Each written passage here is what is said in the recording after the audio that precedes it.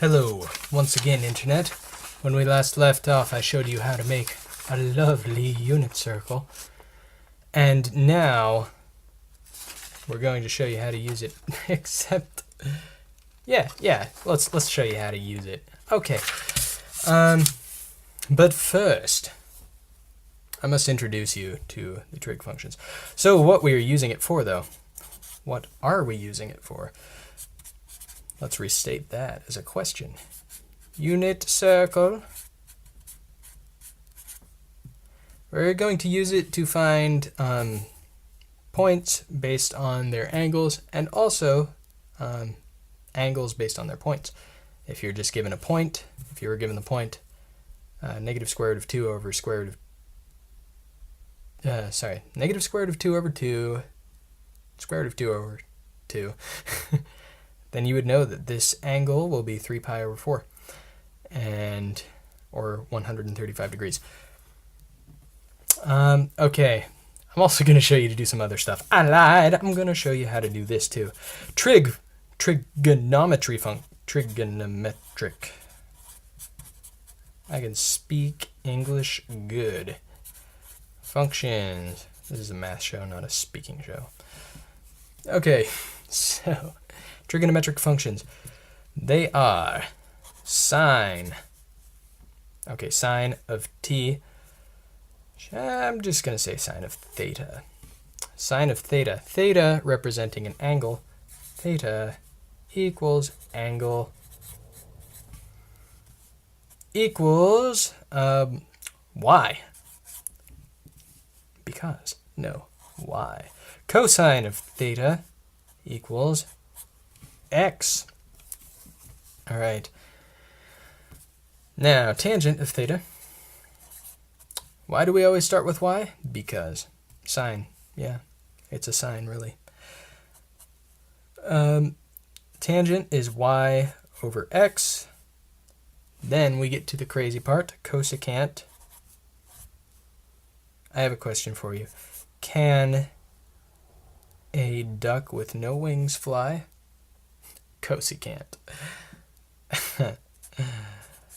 I thought that one up all by myself. Okay, cosecant is the inverse of sine. Okay, this does not make intuitive sense immediately, unless you think about the fact that it doesn't make sense. Then you can remember it easily. Okay, we have secant and cosecant, and they are the inverses of sine and cosine. The thing that starts with co, you would think, is the inverse of cosine, but no, it's not. So just remember that, and you'll be all good. Okay, so cosecant, inverse of sine. Starts with an S, corresponds with the one that starts with a C, starts with the C, corresponds with the one that starts with an S. Okay, and cotangent is the inverse of tangent. That makes total sense. And it's x over y. So, what on earth do we mean by y and x? Well, unit circle. Right there. Kapow! Okay. So say we have the angle to, let's do a different one, pi over 6. The angle pi over 6. Now, we want to know the trigonometric function sine of pi over 6. So sine of pi over 6 equals what? Sine of pi over 6 equals the y-coordinate of pi over 6's point. So that would be 1/2. So sine of pi over 6 equals 1/2. Does it get much easier than that? No. So, yeah, basically you're going to receive, if you ask a question like this, you're going to receive sine of an angle, and you will find out that. Okay, here's another thing we're going to have to do. Find all 6. Okay, there are 6 of these. Trigonometric functions.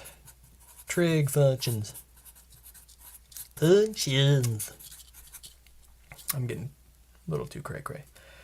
Oh, no period there. And find the angle, which is theta, and theta. So find all 6 trigonometric functions and theta, if given one point. So that point being negative 1/2 and square root of 3 over 2. So which point corresponds with this? Okay, the x is negative, so it's probably in this quadrant. Actually, it can only be in this quadrant. Let's take a look. Dun, dun, dun, dun, dun. Right there. Negative 1/2 square root of 3 over 2. What angle is that? It's 2 pi over 3. All right. So we have our angle already. Or if you are asked in degrees, it's 120 degrees. Okay, now to find all of the rest of the trigonometric functions. We will need to look to find cosine. Oh, I guess sine. We don't need to look at that for this. No. Sine of theta then equals the y value, which is square root of 3 over 2.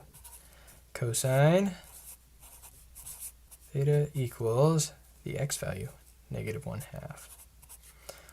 Tangent then, this is where it gets a little more mathematical.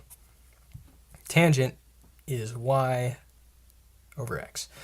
So how do we divide fractions? We just multiply them and flip the second one upside down. So it's y, this one, divided by x, that one. So multiply it by its inverse. So now we have 2 square root of 3 over 2. I ran out of that equals that. I'm really good at this. Oh yes. Okay. And look at this. These two cancel. So tangent then equals square root of 3. Square root of 3. All right. And then we have cosecant. Of course he can't do that. Okay. That was a little ridiculous. Pardon me. Cosecant is flipped upside down sine, but we don't like having square roots on the bottom because we're mean like that. Oh, no battery usage. Cool. So we have square root of 3 over 2. The inverse then is 2 over square root of 3. We don't like square roots on the bottom, so what are we going to do about that? Let's multiply it by 1. How's that going to help? Well, you can write 1 as square root of 3 over square root of 3. Oh, look at that. And then square root of 3 times square root of 3 equals 3. And 2 times square root of 3 is just 2 times square root of 3. So cosecant is 2 square root of 3 over 3. Now secant is much easier because it's the inverse of negative 1/2, which is negative 2. Negative 2. And we forgot on, what was it? Tangent. Tangent, we forgot this negative. Let's not forget that. So this equals negative square root of 3. Negative square root of 3. Ha! Take that. Forgetfulness. And finally, cotangent of theta is x divided by y, or tangent upside down. So that would be 1 over square root of 3, which is not really, negative 1 over square root of 3, which is not a good answer. So let's multiply that by square root of 3 over square root of 3. Square root of 3 times square root of 3 is 3. And 1 times square root of 3 is square root of 3, and negative. So cotangent then is negative square root of 3 over 3. There you go. I'll be posting more soon. All right, so enjoy.